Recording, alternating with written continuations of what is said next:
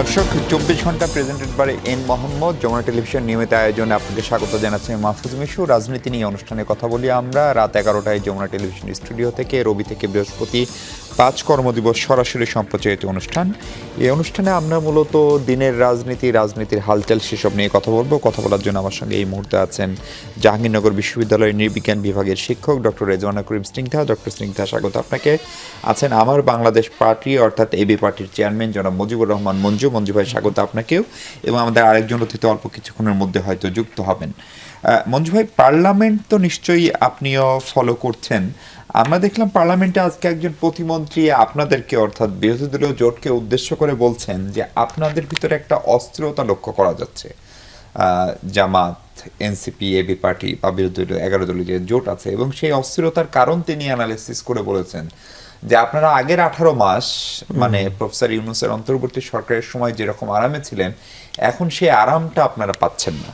কি ব্যাখ্যা দিবেন? আসলে আগে কি অনেক বেশি আরামে ছিলেন এবং এখন কি আরাম থেকে আসলে বঞ্চিত হচ্ছে? ধন্যবাদ। আসলে মানে আরাম বা এখন আরাম নাই, এই কথাটা আমি শুনেছি।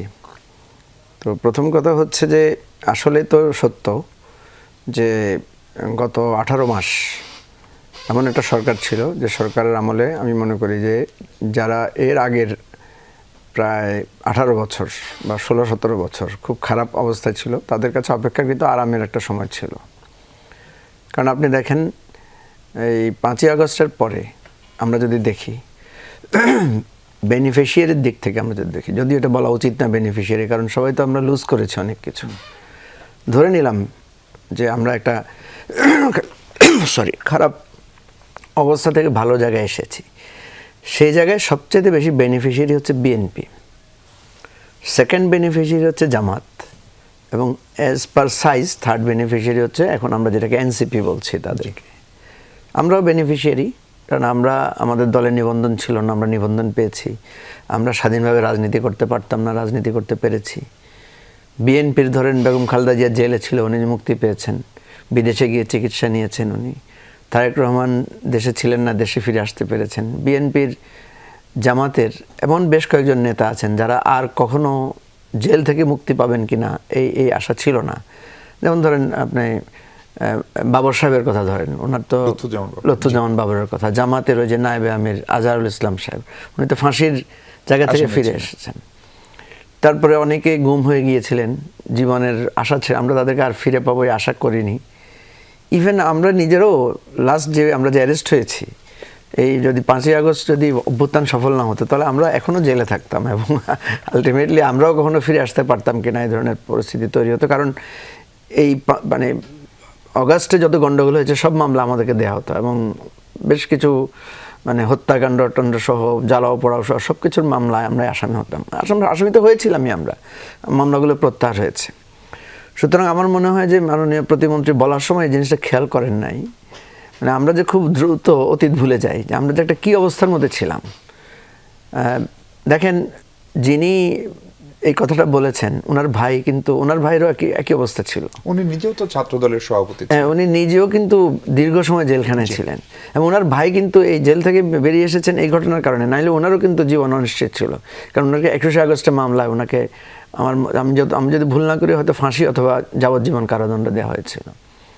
তো এই জায়গাটা হচ্ছে, এটা সত্য, এটা বলতে কোনো অসুবিধা নাই যে আমরা গত 18 মাসে বাংলাদেশের সবগুলো রাজনৈতিক দল যারা গণ অভ্যুত্থানে অংশগ্রহণ করেছি, আমাদের জন্য একটা স্বস্তির জায়গা ছিল।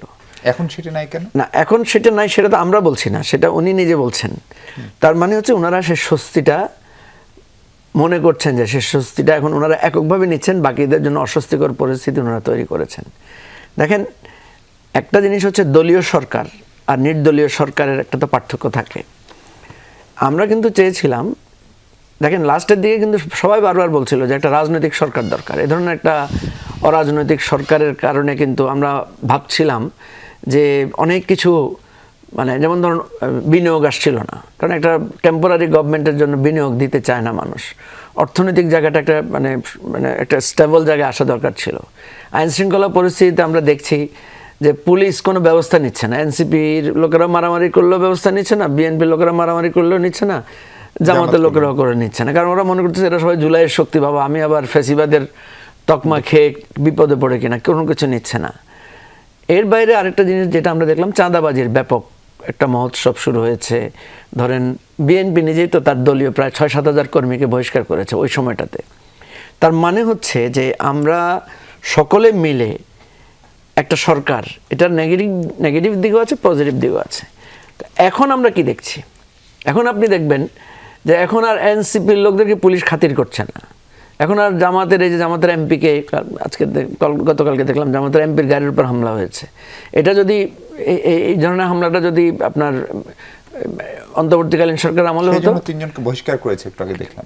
ব্যাপার হচ্ছে বহিষ্কার করার বিষয় তো না, আপনি এটা তো ফৌজদারি অপরাধ করেছে, তারা গাড়ি হামলা করেছে, ভাঙচুর করেছে, ঠিক আছে। ঢাকা বিশ্ববিদ্যালয়ের ঘটনা আপনি দেখেন, একটা একটা একটা মানে ফেক একটা ঘটনাকে কেন্দ্র করে কী ধরনের পরিস্থিতি হয়েছে। সেদিন যদি একটা মৃত্যুবরণের মতো ঘটনা ঘটতো বা আরও ভয়ানক ঘটনা ঘটতো, কী হতো আজকে? এই জন্য আমরা দেখছি যে মানে বিএনপি বহিষ্কার করছে কিন্তু কাউকে অ্যারেস্ট করছে না, পুলিশ কোনো অ্যাটেম্প নিচ্ছে না।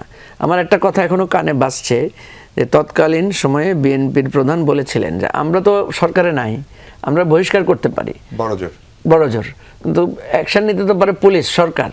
তো এখন তো আপনি বহিষ্কারও করতে পারেন, আপনি গ্রেফতারও করতে পারেন। আমরা কিন্তু স্বরাষ্ট্রমন্ত্রীকে দেখছি না কোনো ধরনের একটা পদক্ষেপ জন্য নিয়েছেন। তো এই সার্বিক জায়গা থেকে আমি যেটা মনে করি যে উনি যেটা বলেছেন যে অস্বস্তিকর অবস্থায় আছে কিনা, আমি মনে করি সরকারের উচিত যে এমন একটা পরিস্থিতি তৈরি করা যেখানে পজিশন অপোজিশন সবাই স্বস্তি বোধ করবে। আপনি একটু থামাই মঞ্জু ভাই, আপা আপনার কাছে এটি নিয়ে প্রশ্ন করতে চাই যে আসলে কি ইন্টারিমের 18 মাস জামাত বা এনসিপি বিএনপির এই প্রতিমন্ত্রী মহোদয় যেটি পার্লামেন্টে বললেন, তারা আসলে সরকারের মতো এক ধরনের সুযোগ সুবিধা পেতেন, আরাম আয়েশ করতেন, সেটি তারা পাচ্ছেন না। তিনি উদাহরণ হিসেবে বৈষম্য বিরোধী ছাত্র আন্দোলনের কোনো নেতাকে কোট করেছেন যে আমরা যখন ইচ্ছা সচিবালয়ে ঢুকে যেতাম, যখন ইচ্ছা প্রধান উপদেষ্টার সঙ্গে দেখা করতে পারতাম, সচিবদের সাথে দেখা করতে পারতাম। ফলে সেই আরাম করতে পারছে না বলেই কি আসলে জামাত বা বিরোধী দল জোট অস্থির হচ্ছে? বিএনপির এই দাবিকে আপনি কিভাবে দেখেন? আচ্ছা, আপনাকে অনেক ধন্যবাদ এবং আমার সমালোচক দুজনকে অনেক শুভেচ্ছা। প্রথম কথা হচ্ছে যে দেখেন, পার্লামেন্টারি স্টেটমেন্টটা তো একটা পলিটিক্যাল স্টেটমেন্ট, সেটা একটা ব্যাপার। এখন আমাকে যদি দেখতে বলেন, এই স্টেটমেন্টকে আমি কিন্তু পুরোপুরি অগ্রাহ্য করতেও পারবো না, আবার এটা যে একদম 100% একটা সঠিক স্টেটমেন্ট এরকমও কিন্তু ব্যাপারটা না। যেমন মঞ্জু ভাই যেরকমভাবে বলছিলেন যে বেনিফিশিয়ারি আসলে ওই অর্থে ডেফিনেটলি প্রচুর মানুষ তো অনেক অনেক মামলার মধ্যে ছিলেন, অনেক মামলা দেখা গেছে যে বেকসুর খালাস পেয়ে যাচ্ছেন। এবং ওই সময়টাতেও কিন্তু আমার যদি মনে পড়ে ঠিক এরকমই টকশোতে আমি বারবার বলছিলাম যে প্রক্রিয়াতে এই যে মামলা খালাস করে দিলেন আপনি, দেখা গেল এবং এসে আবার আপনি দেখা যাচ্ছে এমপিও হয়ে গেছেন, দাঁড়িয়ে গেছেন, ইত্যাদি ইত্যাদি। এই পুরো প্রক্রিয়াটার কোনো স্বচ্ছতা কিন্তু তৈরি হয়নি। মানে আপনি যদি একটা মিথ্যা মামলাও হয়, সেই মামলারও কিন্তু সেটা কিন্তু কোনো একটি দল না, সকলে মানে সকলে, সেখানে যদি এখানে মঞ্জু ভাই থাকুক আর বিএনপির কেউ থাকুক আর জামাতের কেউ থাকুক, কিন্তু সেটা হয় নাই, এই সকল কোনো প্রক্রিয়া মেনটেন হয়নি। তার মানে আপনি তো এখানে একটা এই যে প্রশ্ন তোলার সুযোগ তৈরি করে রেখে দিয়েছেন গেল। আচ্ছা, এবং বিএনপির যে নির্বাচিত প্রতিনিধি তিনি কিন্তু প্রতিমন্ত্রী মহোদয় কিন্তু ইন্ডিকেট করেছিলেন বৈষম্য বিরোধী। দেখেন এখানে আরেকটা বিষয় কথাটাও আমি না বলে পারছি না, কারণ আপনি দেখবেন যে প্রচুর এভিডেন্স এরকম আছে, সেটা আপনার ওই যে দেখা যাচ্ছে যে কোনো দল আপনার কখনো যমুনার 144 ধারা ভাঙতে পারতো না, কিন্তু কোনো দল পেরেছে। প্রধান উপদেষ্টা যিনি ছিলেন তার মন খারাপ হলে খুব সুনির্দিষ্ট মানুষরা সেটা জানতে পারতেন যে তার মন খারাপ, ইত্যাদি ইত্যাদি। যেমন মনে করেন যে খারাপ না বলে বলেন যে আজ মন ভালো নেই। আচ্ছা, যাই হোক, মানে মন খারাপ হলে যে মানে আমি আমার মন খারাপ হলে যে আমি কোনো দলের একজন মানে প্রধান জানতে পারে, এটা তো আমাদের কাছে খুব আনইউজুয়াল একটা ব্যাপার না, মানে ভীষণ রকম উদ্ভট এবং অদ্ভুত। তো সেই রকম পরিস্থিতি তো আমরা দেখেছি। এটা ক্লিয়ারলি ইন্ডিকেট করে, যেমন আমার এখনো মনে আছে আসিয়া নামের মেয়েটা মারা গেল, এবং ওই মেয়েটা যখন মারা গেল কি হেতু কারণে ওই সময় ছাত্র উপদেষ্টাদের মধ্যে কেউ হেলিকপ্টারে উঠে পড়লেন। আমি আসলে আজও জানি না যে এটা, এবং মজার ব্যাপার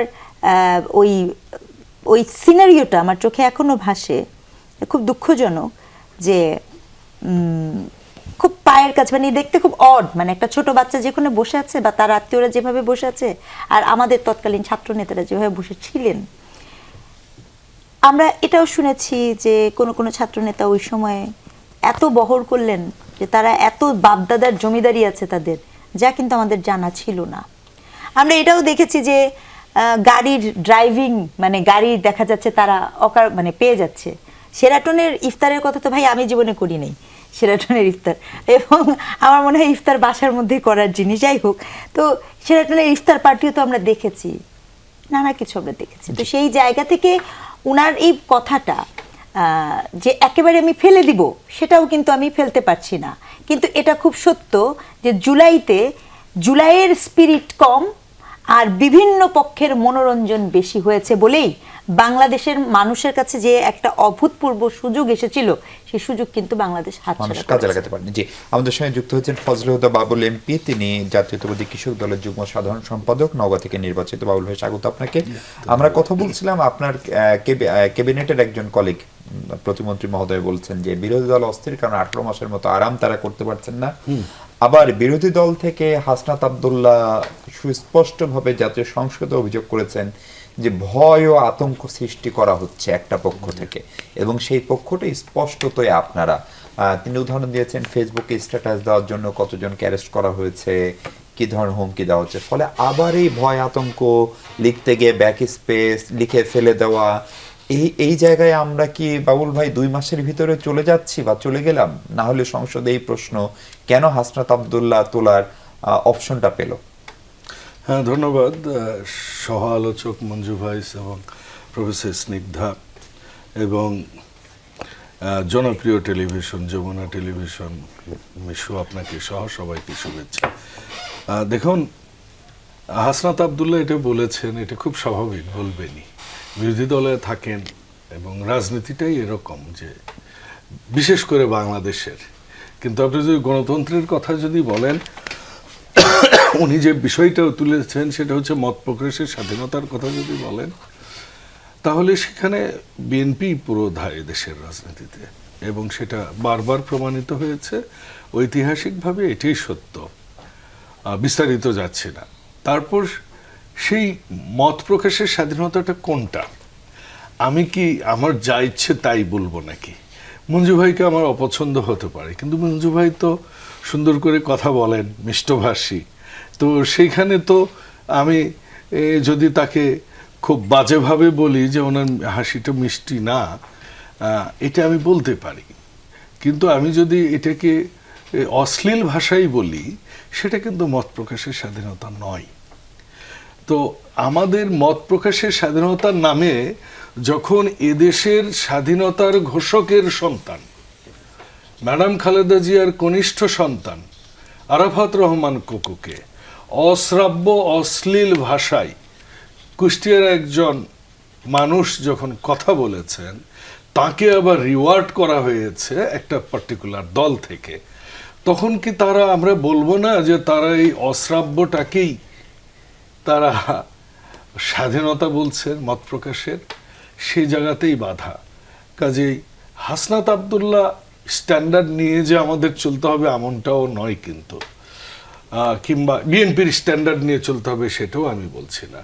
আমি বলছি গণতান্ত্রিক পরিবেশে সবার বাক স্বাধীনতা থাকবে, কিন্তু বাক স্বাধীনতা মানে বা ব্যক্তি স্বাধীনতা মানে যা ইচ্ছে তাই করা নয়। কিন্তু সেটা তো ক্রস চেক করে ব্যবস্থা নেওয়া উচিত, নাকি অথবা সেটা আইন শৃঙ্খলা বাহিনী আছে? ক্রস চেক করার দায়িত্বটা হচ্ছে আপনার কোর্টের, বিচারকের। আইন শৃঙ্খলা বাহিনীর কাজ কি? আইন শৃঙ্খলা স্থিতিশীল রাখা। যে বা যারা এসব কথা লিখছে তাদেরকে যদি জনগণের মধ্যে ছেড়ে দেয়া হয়, এবং সেটা কি আইনসঙ্গত হবে, নাকি তাকে পুলিশে গ্রেপ্তার করে তাকে আইনের আওতায় নিয়ে এসে সে অভিযুক্ত বা সে দায়ী কি দায়ী না সেটা প্রুফ হবে? কোনটা প্রসেস? তো কাজে বিএনপি সেই প্রসেসে যাচ্ছে। এখানে কারো হাহতাশ কেন করছেন? ওই যে যথার্থই আমি এসে যে আলোচনাটা শুনছিলাম যে 18 মাস এমনভাবে চলেছে যে নীলা মার্কেটের হাঁসের মাংস তারা খাইতেন গভীর রাতে। আমরা জানতাম যে ভদ্রলোকেরা গভীর রাতে বের হয় না খাবারের জন্য। তো আমরা অনেক কিছুই দেখেছি। আমরা কিন্তু ওই আপনার জুলাই যেভাবে ৭১-কে বিক্রি করা শুরু করেছিল আওয়ামী লীগ, ইতিহাস নিজেদের মতো করে রচনা করা শুরু করেছিল এবং সেটাকেই তারা এই গত ৫৫ বছর বিক্রি করেছে। তো এইরকম জুলাইটা কি বিক্রি হয়ে যাচ্ছে নাকি? জুলাই সনদ সবার শেষে কিন্তু একটা পার্টিকুলার দল একদম লাস্টে স্বাক্ষর করেছে, আর বিএনপি প্রথম দিনেই বিনা দ্বিধায় স্বাক্ষর করেছে। এবং বিএনপি যে জুলাই স্বাক্ষরটা তৈরি হয়েছে সেটা আমরা করব, কিন্তু সংসদে গেলে খালি জুলাই জুলাই জুলাই জুলাই।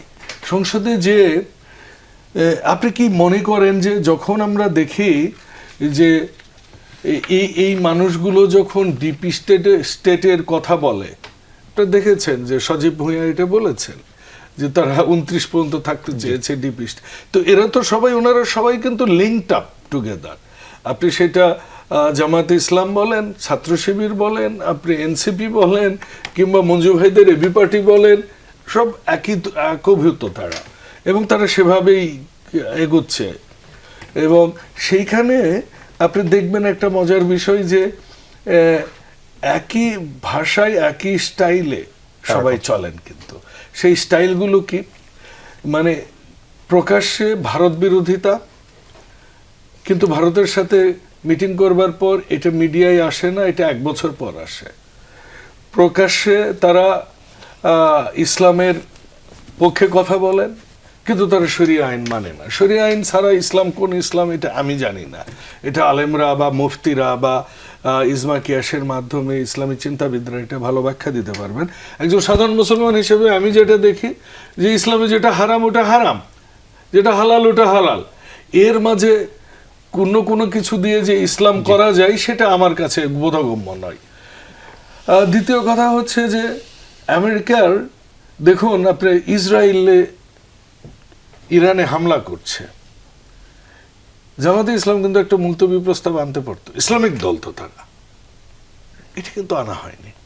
আমরা দেখেছি, আমরা যখন ছোট ছিলাম জামাতে ইসলাম একটা আদর্শ ভিত্তিক দল আমরা জানতাম। সেটা কি, তারা আল্লাহর আইন চাই, সৎ লোকের শাসন চাই, এবং তারা কোনোদিনও তাদের মুখে, আমরা কারো মুখেই, এটা অধ্যাপক গোলাম আজম বলেন, আপনি মতিউর রহমান নিজামী বলেন, আপনি আলী হাসান মুজাহিদ বলেন, আব্বাস আলী খান বলেন, অনেকের সাথেই যেহেতু ছাত্র রাজনীতি করতাম, অনেকভাবে অনেক জায়গায় কথা হয়েছে, তাদের মুখে কোনোদিনও বডি ল্যাঙ্গুয়েজে কোনোদিনও মানে বাজে কিছু কিন্তু আমরা দেখিনি।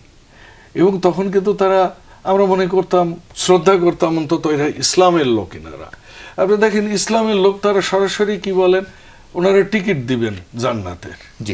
এবং তারপর আমি শেষ করি, দেখুন ইলেকশনের মধ্যে আমরা অবাক হয়ে যাই, ধরেন আমার আসনের কথা বা পাশের আসনের কথা, এটা ইসলামিক দলের একজন লোক যখন ইলেকশনে দাঁড়ায় তো বলবে যে ইনশাআল্লাহ আল্লাহ চাই তো আমি পাশ করবো, জনগণ দেবে না, আমি 80% ভোট পাবো। তো আরে ভাই ইনশাআল্লাহ বলেন, ইসলামিক দল তো। So that's the Islam and that's how they operate.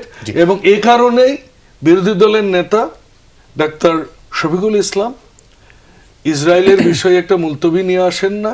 এ কারণেই যখন এদেশের স্বাধীনতার ঘোষকের সন্তান ম্যাডাম খালেদা জিয়ার সন্তান এবং এদেশের প্রধানমন্ত্রী তো শুধু বিএনপির না, প্রধানমন্ত্রী তো বিরোধী দলের সবারই প্রধানমন্ত্রী, তার মেয়েকে নিয়ে যখন এগুলো হয়, এটা কে করেছে ডাজ নট ম্যাটার। এইটুকু সৌজন্যতা তো আমরা আশা করেছিলাম। উনি তো ভদ্র কথা বলেন, উনি তো এসে বলতে পারতেন যে আসলে আমাদের প্রধানমন্ত্রী সম্পর্কে এরকমটা আসছে, চলেন আমরা সবাই মিলে একসাথে কাজ করি। একটা বিরতি। মঞ্জু ভাই, আপনাকে যে প্রশ্নটা রেখে যেতে চাই সেটা হচ্ছে, শিক্ষাঙ্গন হঠাৎ করে একটু উত্তপ্ত হলো এবং সেই উত্তপ্তের যে সূত্রপাত সেই প্রসঙ্গে অবতারণা করেছেন ফজলুদ্দা বাবুল এমপি, সেটার আসলে দায়কার এক, এবং একই সময়ে আমরা দেখলাম যে একটা জঙ্গি হামলার আশঙ্কা করে একটি চিঠি ছড়ানো হলো, দু একজন চিহ্নিতও হলো। ফলে আসলে হচ্ছেটা কি, আমরা কি কোনো এক ধরনের বিপদে পড়তে যাচ্ছি কিনা সেই প্রসঙ্গে কথা বলবো আমরা দর্শক, তার আগে ছোট একটা বিরতি নিই। দর্শক আরেকবার স্বাগত ২৪ ঘন্টায় রাজনীতি নিয়ে কথা বলছি আমরা। মুজিবুর রহমান মঞ্জু, আপনাকে জিজ্ঞেস করছিলাম যে শিক্ষাঙ্গনে হঠাৎ করে বিশেষ করে ঢাকা বিশ্ববিদ্যালয়, পাবনার একটি কলেজ, আপনার নিজের চট্টগ্রামের সিটি কলেজ, সেইখানে একটি শব্দকে নিয়ে শিক্ষাঙ্গন যে উত্তপ্ত হলো, তার প্রেক্ষাপট ছিল একটি পোস্ট, খুবই অশ্লীল একটি পোস্ট। যিনি দিক বা যারাই দিক, সেই পোস্টটির কেন সমালোচনা বিরোধী পক্ষ থেকে করা হলো না, সেই প্রশ্ন তুলছেন সরকার দলীয় এমপি মহোদয়। আপনি কি বলবেন? দেখেন, আমি চট্টগ্রামেই প্রথম মনে হয় সূচনা হয়েছে গুপ্ত শব্দটাকে নিয়ে, একটা ওয়াল রাইটিং নিয়ে, এবং এরপরে ঢাকা বিশ্ববিদ্যালয়ে যেটা হয়েছে এটা তো খুবই মানে দুঃখজনক ঘটনা যেটা ঘটলো। প্রথম হলো যে যেটা বাবুল ভাই একটু আগে বললেন, যে এই যে রাজনীতিতে আমরা যে একে অপরের সাথে অশ্লীল শব্দ ব্যবহার করা বা উত্তেজক শব্দ ব্যবহার করা, এটা কিন্তু আমাদের অতীত কালচারে ছিল।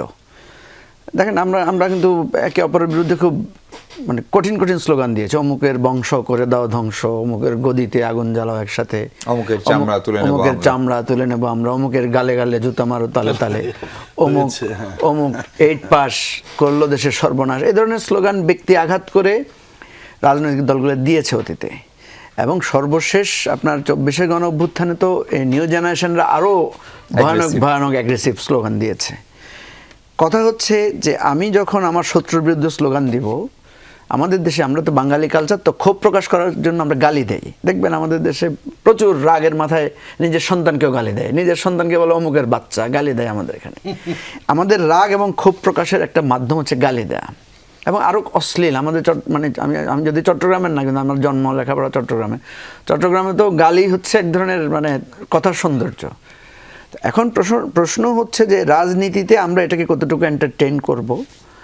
আর আপনি যদি বলেন যে গণতান্ত্রিক অধিকারে আমার গালি দেওয়ার অধিকার আছে কিনা, একটা হচ্ছে নীতির ব্যাপার, যে আমি দিতে পারবো কিনা, দিব কিনা, এটা রুচির ব্যাপার। আমি আপনাকে কতটুকু খারাপ কথা বলতে পারবো, এটা আমার রুচির ব্যাপার, আমার ফ্যামিলি ওরিয়েন্টেশনের ব্যাপার। আর দ্বিতীয় হচ্ছে আমি আপনাকে প্রতিবাদ করতে গিয়ে আপনাকে গালি দিতে পারবো কিনা। তো আমি যেটা মনে করি, রুচির জায়গা থেকে আমাদের সিদ্ধান্ত নেওয়া উচিত যে আমরা রাজনৈতিক কারণে গালিগালাজের সংস্কৃতি থেকে আস্তে আস্তে সরে আসা দরকার। একটা সময় আমরা স্বৈরাচারের বিরুদ্ধে সংগ্রাম করেছি, একটা সময় আমরা পাকিস্তানি মানে যারা আমাদের উপরে হানাদার বাহিনী ছিল তাদের ব্যাপারে বলেছি। এখন তো আমরা নিজেরা দেখেন, বিএনপি জামাত একসাথে আন্দোলন করেছে, একসাথে লড়াই করেছে, তারা একে অপরকে ওই ধরনের গালিগালাজ করবেই বা কেন, ঠিক না? এই জায়গাটা থেকে আমাদের উচিত ছিল, এখন যেহেতু অপোজিশনে সবাই একসাথে আছে, এখন উচিত ছিল এটা নিয়ে একটা রিকনসিলেশন করা, যে দেখেন আমরা অতীতে গালিগালাজ করেছি, অতীতে আমরা এই ধরনের শব্দ ব্যবহার করেছি, এখন আমাদেরকে একটু সংযত হওয়া দরকার। এটা হচ্ছে একটা দিক। তাহলে আবার আমরা আর মামুরা এরকম একটা আবহ তৈরি হয়, এই তো প্রবলেম তো এখানে। দ্বিতীয় হচ্ছে যে আমার কথা হচ্ছে, আমি যদি বলি যে হ্যাঁ আপনি আমাকে ইচ্ছে হলে গালি দেন, অসুবিধা নেই, আমি আপনাকে স্বাধীনতা দিলাম, ঠিক আছে। দেখবেন অনেক সময় অনেকে আছে যে গালি দিলে সে অ্যাভয়েড করে যায়, সে পাল্টা দেয় না, সে বলে যে ভাই আপনি আমাকে গালি দিয়েছেন, আপনারই মুখটা নষ্ট হয়েছে, আমার কিছু হয় না, এই ধরনের পাল্টা অনেকে কথা বলে। আবার অনেকে পাল্টা গালিও দেয়। আপনি যখন আমাকে গালি দিবেন, তখন আমারও কিন্তু একটা অধিকার তৈরি হয় আপনাকে পাল্টা গালি দেওয়ার। বিএনপি এবং জামাতের মধ্যে আমি ইদানিং দেখছি, ওনাদের মূল দলের নেতারা এগুলোতে নাই, যদিও তারেক রহমান সেদিন গুপ্ত বলে উনি নিজেও এক ধরনের কথা বলেছেন। এর আগে শফিক রহমান সাহেব যখন ওই 18 মাসের সরকারের সময়, অন্তর্বর্তীকালীন সরকারের সময়, উনি বলেছিলেন যে এক দখলদার চলে গেছে, নতুন দখলদারের আবির্ভাব, এইভাবে ইঙ্গিতপূর্ণভাবে কথা বলেছেন। ইঙ্গিত দিয়ে রাজনীতিতে কথা বলাটা সৌজন্যতা আমাদের সমাজে আছে, কিন্তু শীর্ষ পর্যায়ের নেতারা, যেটা শেখ হাসিনা খুব খারাপভাবে করেছেন, বেগম খালেদা জিয়াকে কুরুচিপূর্ণ ভাষায় আক্রমণ করেছেন, তারেক রহমানকে একদম বাজে শব্দ ব্যবহার করে ইঙ্গিত করেছেন, পার্লামেন্টের স্বয়ং করেছেন, এবং পার্লামেন্টে এমপিরা শেখ হাসিনার উপস্থিতিতে খালেদা জিয়ার মানে মানে চরিত্রে প্রসঙ্গ তুলে বক্তব্য রেখেছেন। এইগুলো আমাদের সংস্কৃতিকে ধীরে ধীরে খারাপ জায়গায় নিয়ে গেছে। এখন প্রশ্ন হচ্ছে যে সরকার কিন্তু আমরা সমালোচনা করব, সমালোচনাটা আমি কোন ভাষায় করব? এটা কি সরকার নিয়ন্ত্রণ করবে না আমি নিয়ন্ত্রণ করব? ধরেন আমি বাউল ভাইকে একটা খুব বাজে ভাষায় গালি দিলাম, বাউল ভাইয়ের ক্ষমতা আছে, এখন উনি চাইলে এখন পুলিশ খবর দিয়ে আমাকে গ্রেফতার করতে পারে, কিন্তু বাউল ভাই, আপনি ডাকলেও পুলিশ আসবে। আচ্ছা, বাউল ভাই হয়তো বললেন যে ভাই আল্লাহ আপনাকে শক্তি দিচ্ছে, আপনি আমরা গালি দিচ্ছেন, ঠিক আছে, বিচার দিলাম আল্লাহর কাছে। ওই যে একজন এমপি বলছিল না বিএনপি, আল্লাহ তোমার কাছে বিচার দিলাম। রাজনীতিতে ওই ধারাটায় যেতে হবে। আপনি আমাকে গালি দিচ্ছেন, আমি আপনাকে পাল্টা গালি না দিয়ে আমি যদি সেটাকে পলিটিক্যালি বিষয়টাকে ফেস করি তাহলে ভালো হয়। এখন আসেন, একদম সময় নেই। কেউ কাউকে গুপ্ত বললে আপনি খেপবেন কেন? এটা খেপার পক্ষে না, কারণ আমরা রাজনৈতিক কারণে বিভিন্ন সময় বিভিন্নভাবে আমরা গুপ্ত ছিলাম। আমরা যখন পুলিশ খোঁজে, আমাকে পুলিশ তো গ্রেফতার করেছে অন্য বাসা থেকে, আমার বাসা থেকে তো গ্রেফতার করে নাই, তার মানে আমি হিডেন অবস্থায় ছিলাম না, গোপনীয় অবস্থায় ছিলাম। আমির খসরুকে কোথায় গ্রেফতার করেছে? আমাদের আমরা এই আন্দোলনের সময় যতজন গ্রেফতার হয়েছি বেশিরভাগই আমরা আমাদের নিজস্ব বাসা থেকে গ্রেফতার হই নাই। তাই আমি তাহলে কি আমি একটা অপরাধ? আমি তো চেষ্টা করব যেভাবে হোক সরকার বিরোধী আন্দোলনের নিজের সার্ভাইভ করার জন্য। সুতরাং রাজনীতিতে কেউ কাউকে গুপ্ত বললে রেগে যাওয়ারও দরকার নেই এবং একজন আরেকজনের দিকে আঙুল তোলার দরকারও নাই। দ্বিতীয় যেটা আপনি বলেছেন অত্যন্ত কুরুচিপূর্ণ ভাষায় যেটা আমাদের সোশ্যাল মিডিয়ার ব্যবহার হচ্ছে, একটা তো দুঃখজনক হচ্ছে কার দায় কে কার উপর চাপিয়ে একটা উত্তেজনা পরিবেশ তৈরি করা। দ্বিতীয় হচ্ছে এ ধরনের প্রচুর নোংরা জিনিসপত্র আছে, এগুলো তো কাউন্ট করার দরকার নাই। কথা বলছেন, এত নোংরা জিনিস এগুলো আলোচনা করারও যোগ্য না। আমি মনে করি এগুলোকে একদম অ্যাভয়েড করে যেতে হবে এবং যারাই করবে, আমি মনে করি আমি একমত বাউল ভাইয়ের সাথে যে সকল দল মিলে, বিরোধী দলের নেতাও বলা উচিত, সকল দলের বলা উচিত যে এগুলো যারা করছেন চলেন সবাই মিলে এদেরকে প্রতিহত করি। জি স্নিগ্ধাপা, আপনি একটু ছোট করে বলবেন এই শিক্ষাঙ্গনে অস্থিরতা, তার সঙ্গে যে একটা জঙ্গি হামলার শঙ্কা নিয়ে একটা প্রচারণা আসলো, সেটা নিয়ে সরকারের পক্ষ থেকে কথা হলো, দুজনকে চিহ্নিত করা হলো এবং তাদের সঙ্গে কোনো কোনো জঙ্গি সংগঠনের তৎপরতা সেগুলোও মিলছে। ফলে একটা 2 মাস বয়সী সরকার, সেই সরকারের সময় নানান পক্ষ নানান সুযোগও নিতে পারে, প্লাস যদি সংসদের বাইরে রাজনৈতিক বিভাজন স্পষ্ট হয় তাহলে সেই সুযোগও তো বাইরের কোনো শক্তিও তো নিতে পারে। না না, নিশ্চিতভাবে। এবং আমি এটা আপনি যেটা আলাপটা শুরু করেছিলেন, দেখেন আজকে সংসদ যেখানে আলাপটা হয়েছে সবচেয়ে গুরুত্বপূর্ণ আলাপটা কি জানেন? এতটা আনস্টেবিলিটির মধ্য দিয়ে যে দেশ যাচ্ছে, আপনাকে কিন্তু ধরতে হবে 24-এর পর থেকে কিন্তু দেশটা স্টেবল হয়নি একেবারেই। এবং আপনার এই মুহূর্তে রাইজিং বার্নিং ইস্যু আছে, জ্বালানি তেলের সংকট আছে, সামনে ইলিনো আছে এবং খাদ্য সংকটের কথা বলছে ইউএনতে, হাম আছে, আপনার এত কিছু আছে অলরেডি। এটা একটু আমাদের সকলের কনসার্নের বিষয়, তাই না? বেকার সমস্যা আপনার এত হাই হয়ে গেছে। কি এক অদ্ভুত রাষ্ট্র, যে গভর্নমেন্টই এসছে সেই গভর্নমেন্টই 2 মাস যেতে পারছে না। আমি আসলেই ভেরি আনফর্চুনেট যে আমি আমার ইয়াং এবং অন্যদের কাছ থেকে শুনছি যে তারা আবারও আনস্টেবল করা বা সরকারকে কলাপস করা। কারণ সরকারকে কলাপস করা কিন্তু শুধু সরকারকে কলাপস করা না, সরকারকে কলাপস করা মানে হচ্ছে আপনার জনগণের স্বাভাবিক কার্যক্রমকেও কিন্তু ব্যাহত করা, সহজ হিসাব। কারণ আপনি আবারও আন্দোলন দিবেন, আপনারা আন্দোলন করতেই পারেন, আন্দোলন যে কেউ করতে পারে, কিন্তু আমার মানে কোয়েশ্চেন হচ্ছে হোয়াট ইজ দ্য মোটিভ? আপনি যা কিছু করছেন এটা তো রাজনৈতিক দল করছে, আর রাজনৈতিক দলের তো প্রধান আগ্রহ থাকবে জনগণকে আমি কতখানি দিতে পারবো, তাই না? কিন্তু সেই জায়গাটা থেকে আমি ভেরি সরি, আমি আসলে কারো কোনো দেখতে পাচ্ছি না। কারণ সেটা যদি দেখতে পেতাম তাহলে এটা তো আসার কথা না, এটা একটা বেসিক কথা। যেমন আপনি একটু আগে চাঁদাবাজি নিয়ে যখন কথা বলছিলেন, দেখেন এই যে চাঁদাবাজির বিষয়েও কিন্তু একটা কথা আছে যে যখন চাঁদাবাজির কথা, মনে করেন বিএনপি এককভাবে চাঁদাবাজির যে দায় আছে, বিএনপির বিভিন্ন জন হয়েছে, ওটাকে কি বলে, বহিষ্কৃত হয়েছে।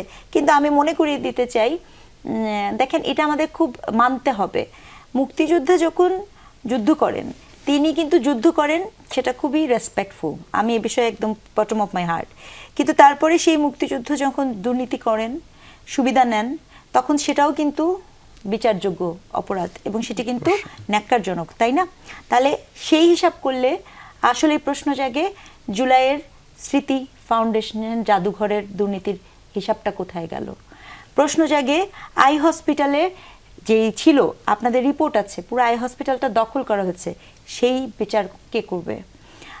প্রশ্ন জাগে আপনি দিনের পর দিন যখন এত মানুষকে মামলা বাণিজ্য, এই মামলা চাঁদাবাজির গল্প, আমি জানি না বিএনপির লোকজন অনেক মানে কেন বলেন না বা বলেন না, আমাদের কানে আসে নাই। এই চাঁদাবাজির গল্প কোথায় যাবে? শুরুটা কোথা থেকে করলেন সেটা খুব গুরুত্বপূর্ণ না? যে আপনি একটা এইসব বাদ দেন, আপনি জুলাইয়ের পরে এই কথাটা শুনেছেন, কোড অ্যান্ড কোড শাহবাগী, খুব তো এনজয় করেছেন। বিএনপির চট্টগ্রামে 1 আসনের মাননীয় এমপি মহোদয় কি হিসেবে, উইথ ডিউ রেসপেক্ট, কেন মাননীয় স্পিকার মহোদয় এই শব্দকে এক্সপাঞ্জ করলেন না? কি হিসাবে তিনি বলেছেন যে শাহবাগী এবং নাস্তিকদের হাত থেকে আমরা রক্ষা পেয়েছি? I am very sorry, it was A parliament and this is very unfortunate. এটি নিয়ে যখন কথা বলা হয় না, দ্যাট মিন ইউ অ্যাকনলেজ এন্ড্রোস, গালির গল্প করছেন না। তো চিন্তা করেছেন শাহবাগী যাদেরকে বলে ওরা দুই একটা, ফাইন। তারপরে বলেছেন মনে করেন যারা ওমেন এম্পাওয়ারমেন্ট নিয়ে কথা বলে তাদেরকে বানিয়ে দিয়েছেন নেরিবাদী, জেনজি ল্যাঙ্গুয়েজে বানিয়েছেন কোড অ্যান্ড কোড ছাপরি। আপনার শব্দগুলো আসছে, আপনারা খুব মজা পাচ্ছেন। ফ্রম আওয়ার পার্ট এখন কেমন লাগে? Because we are the people. আজকে যখন আপনার শাহবাগী ঘটনাটা এসে তো ঘটেছে, ঢাকা বিশ্ববিদ্যালয়ে যে এই ঘটনাগুলো ঘটেছে বা ওখানে যখন ঘটেছে, আজকে মঞ্জু ভাই রিয়েক্ট করছেন, আজকে অন্যরা রিয়েক্ট করছেন, কেন? 24-এ যখন ওই মেয়েটাকে যা ইচ্ছা তাইভাবে অশালীনভাবে একজন জুলাই আন্দোলনকারী নারীকে যখন অত্যন্ত ন্যাক্কারজনকভাবে করা হয়েছিল, এবং থানার মধ্যে নিয়ে যে যখন যে অ্যাবিউজার তাকে যখন পাগড়ি পরিয়ে দিয়েছিলেন, তখন তো আপনাদের এত কনসার্ন দেখিনি। কি করেছেন আপনারা? তো মানে ব্যাপারটা হচ্ছে এরকম, আপনাদের গায়ে আসলে আপনারা সবাই ভাই ভাই, আর সাধারণ মানুষ আমরা যখন হেঁটে যাই, আজকে ওনারা রাজনীতি করেন, আমি কি করেছি? আমি এখানে টেলিভিশনে যে কথা বলি, আমি একজন শিক্ষক, কোনো একটি দলের সাথে আমার কোনো ধরনের পলিটিক্যাল অ্যাফিলিয়েশন ছিল না, নাই, আই ডিক্লেয়ার। তাহলে আমাকে কেন গালি খেতে হবে? কি করেছে? কে কি করেছে? ওয়াই? কেন? কারণ আপনি এই গালাগালিকে নর্মালাইজ করেছেন। আপনি মনে করেছেন অমুককে দুইটা গালি দিয়েছে। সবচেয়ে বড় ক্ষতি কি করছেন জানেন? সবচেয়ে বড় ক্ষতি করছেন আপনি একটা সাইকোপ্যাথ। আই রিপিট শব্দটা আমি আবার বলছি, আপনি একটা মননে চিন্তা একটা অসুস্থ প্রজন্ম তৈরি করছেন, যে প্রজন্ম ইনডেপথ স্টাডি করে না, সমস্যার সমাধান করে না। সে মনে করে আমি 2-4টা গালি দিলে পরে আপনি এখন কতগুলো মিডিয়া ধরবেন, মিডিয়া ধরবে, সবাই স্ক্রলে আমাকে দেখতে পাচ্ছে, আমি হয়ে গেলাম ফেমাস। মিশু, কতদিন ধরে আপনি এখানে সাংবাদিকতা করেন? কতদিন লেগেছে আপনার এখানে আসতে? কতদিন লেগেছে আমার এখানে আসতে? মঞ্জু ভাইয়ের কতদিন লেগেছে? ওনার কতদিন লেগেছে? এত সহজ সব কিছু। আজকে আমি গালি দিয়ে দিলাম, সবাই নাম জেনে গেল, বিখ্যাত হয়ে গেলাম। জি বাবুল ভাই, আপনি কি একটু এই জঙ্গি হামলার শঙ্কা বা ষড়যন্ত্র এটা নিয়ে কোনো কিছু অ্যাড করবেন? এবং সরকার এর মধ্যে 2 জনকে চিহ্নিত করেছে, আমরা তাদের বাড়ি পর্যন্ত গিয়েছি আজকে। জি ধন্যবাদ। দেখুন, বাংলাদেশের যে রাজনীতি, এই রাজনীতিতে এক্সট্রিমিজম ছিল, এখনো আছে, শেষ হয়নি। এটা শেষ হতো যদি গত 17 বছরে নাটকগুলো না সাজাতো, সত্যিকার অর্থেই যদি আমরা এটাকে নিয়ে সবাই কাজ করতাম, অবশ্যই সেটা হতো না এখানে। তারপরও আমি দেখলাম কয়েকজনের এরকম কথাবার্তা, ল্যাঙ্গুয়েজ, বডি ল্যাঙ্গুয়েজ, এগুলো দেখলে আমাদের কিন্তু ওইটাই মনে হয় কিন্তু যে এরকম কিনা তারা।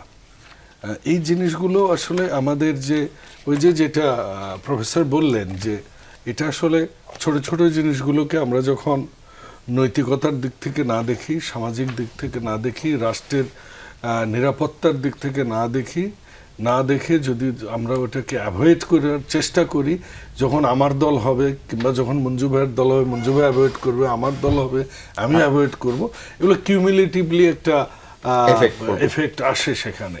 এখানে আমাদের সবাইকে এমনভাবে সামাজিকভাবে, হ্যাঁ আমরা দেখেছি জামাতও কিন্তু কোনো কোনো ক্ষেত্রে এবার মডারেট দল হিসেবে আমাদের সামনে আসার চেষ্টা করছে, কারণ তারাও এখন শহীদ মিনারে যাচ্ছে, তারাও এখন ফুল দিতে যাচ্ছে। We do welcome them. সৎসঙ্গে স্বর্গবাস আর কি আপনাদের সাথে, থ্যাংক ইউ।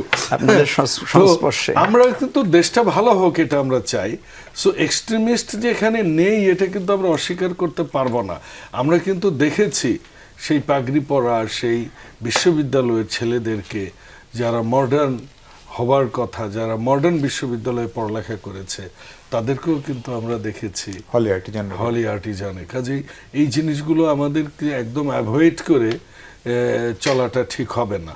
এবং সরকার যথার্থভাবে আমি মনে করি এই জিনিসটা নিয়ে যে তারা করতে পেরেছে, এজন্য আমি এজেন্সিদের ধন্যবাদ দিই। সরকারের মানে সরকার কি বিষয়টাকে সিরিয়াসলি নিচ্ছে? তো হ্যাঁ, সিরিয়াসলি নিতে হবে তো আমাদের, কারণ আমরা দেশের স্বাধীনতা সার্বভৌমত্ব নিয়ে এই দেশ, আপনি জানেন 111 বলেন আর এই গত 18 মাস বলেন, আমরা অনেক প্রকারের এক্সপেরিমেন্টের মধ্যে গিয়েছি। ডিপিট স্টেটের কথা তো সরাসরি সজীব ভুইয়া বলেছেন, তো এটাকে তো আমাদের কাউন্টে নিতে হবে। তো কাজে ডিপি স্টেট কোন দিকে ঢুকবে, আর যদি কাউন্টে না নেই তাহলে তো আমাদেরকে সজীব ভুইয়াকে এনে আইনের আওতায় আনতে হবে। তো যেহেতু উনি বলেছেন, একজন সাবেক উপদেষ্টা ছিলেন, মন্ত্রী পদমর্যাদার এবং সবচেয়ে দামি মন্ত্রণালয় উনি চালিয়েছেন।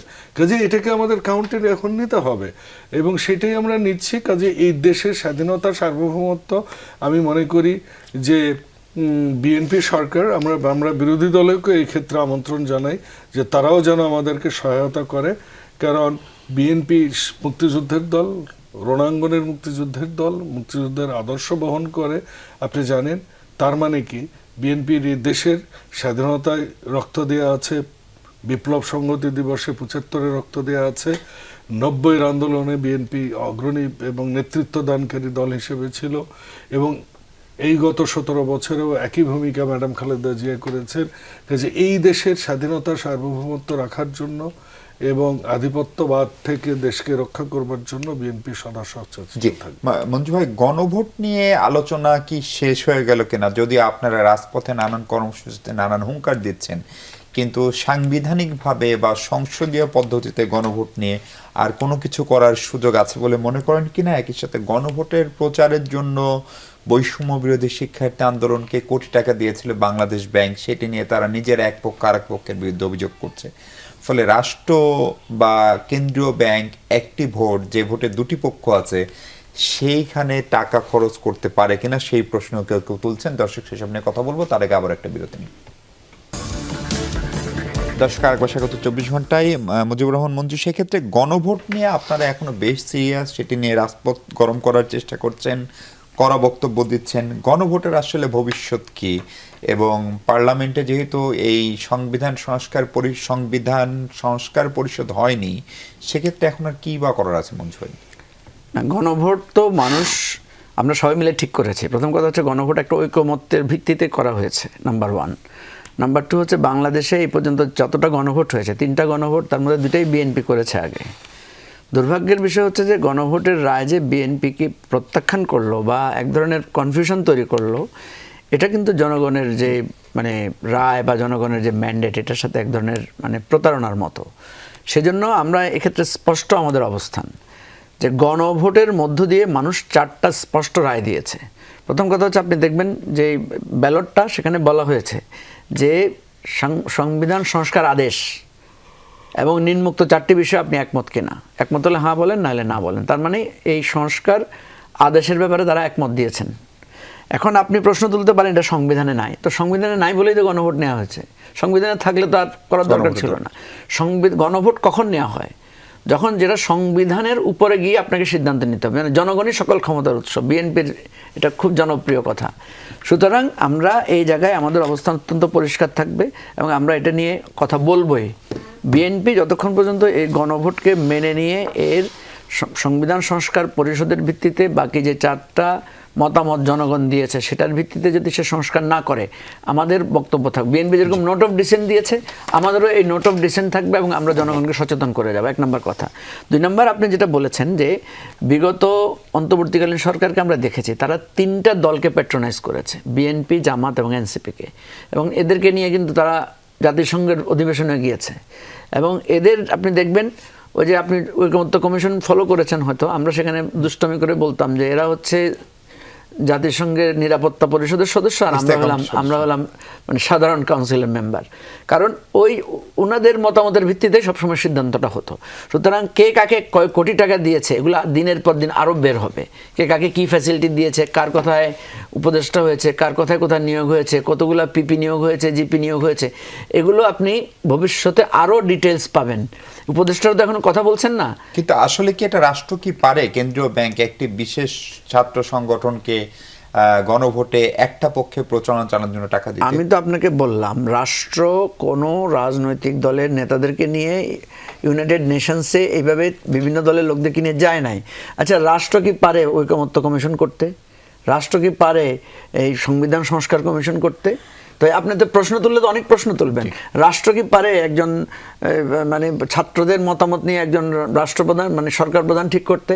প্রশ্ন তুললে আপনাকে ওই টোটাল সিনারিওকে তুলতে হবে।